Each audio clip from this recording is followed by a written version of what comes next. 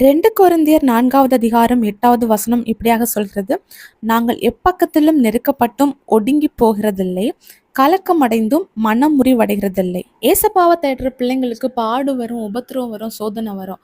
ஆனா அதன் மத்தியிலையும் ஆண்டவர் நம்மளை தாங்குவாரு. ஒரு கிறிஸ்தவனா ஆகுறதுனாலையும் இயேசுவை தேடுறதுனாலையும் பாடு வராது, உபத்திரம் வராது, சோதனை வராதுன்னு இல்லை.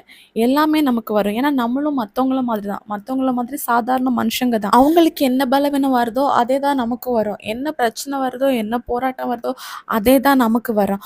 ஆனா இதன் மத்தியிலையும் ஆண்டவர் நம்மளை பாதுகாப்பாரு.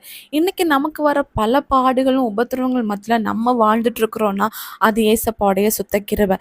நமக்கு வர பாதி பிரச்சனைகளும் போராட்டங்களும் ஒரு புறஜாதியான ஜனங்களுக்கு வரும்போது அவங்க நிலைத்து நிற்பாங்களான்னு கேட்டா இல்லை. ஏன்னா நம்ம ஆண்டுடைய பலத்தினால நிற்கிறோம். இங்க அப்போஸ்தலனாகிய பவுல் சொல்றாரு, எந்த பக்கத்துல இருந்து நெருக்கம் வந்தாலும், கலக்கம் அடைறது மாதிரி சுச்சுவேஷன்ஸ் வந்தாலும் அதன் மத்தியிலையும் நாங்க சோர்ந்து போய் முடங்கி போய் இருக்க மாட்டோம், தொடர்ந்து ஓடிக்கொண்டுதான் இருப்போம். ஏன்னா ஆண்டவருடைய பலன் எங்க மேல இருக்கு அப்படின்னு சொல்றாரு.